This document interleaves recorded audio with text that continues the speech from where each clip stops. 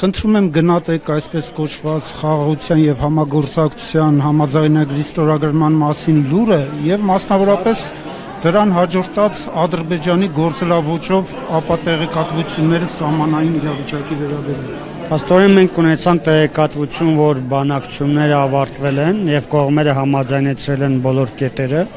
սակայն այդ կետերի մասին նմանապես ինֆորմացիա չունենք, որովհետեւ համաձայնագրի տեքստը միջև հիմա հանրությանը անհայտ է։ Գիտենք տարբեր դրույթներ, որ այս կամ այն դրույթը կամ չգիտեմ ինչը օգտագործել են, օրինակ հայցերից հրաժարվում են եւ ցավոք սրտի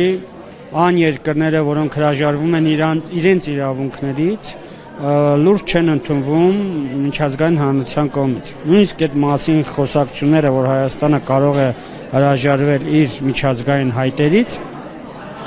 դա բերում են Հայաստանի նկատմամբ, որպես պետության նկատմամբ անվստահության։ Եվ նույնիսկ այն երկրները, որ պոտենցիալ դաշնակից են կամ կողմնակից են կամ ինչ որ ձևով աջակից են Հայաստանից, բնականաբար այդ երկրները նմանապես զինաթափվում են այս պարագայում։ Իսկ ինչ եք կարծում, դա խաղաղություն կբերի։ Ես չեմ կարծում, որ դա կստորագրվի,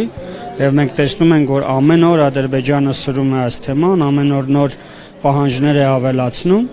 եւ չեմ կարծում, որ սա տրամաբանական ավարտ է ունենալու։ Մյուս կողմից էլ չեմ կարծում, որ պետք է թուղթը վերցնել Ադրբեջանի հետևից վազել, որպեսզի ինչ որ թուղթ ստորագրի։ Իրական խաղաղության համար այլ պայմաններ են պետք եւ այլ միջավայր։ Եվ ինչպես կգնահատեք, որ այդ խաղաղության փաստաթղթում որևէ խոսք չկա Արցախի մասին, Արցախահայության մասին։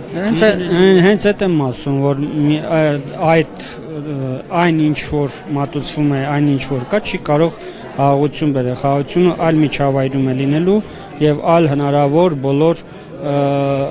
խնդիրների քննարկման պարագայում։ Այլապես դա լինելու է ական դրված տարածաշրջանի տակ։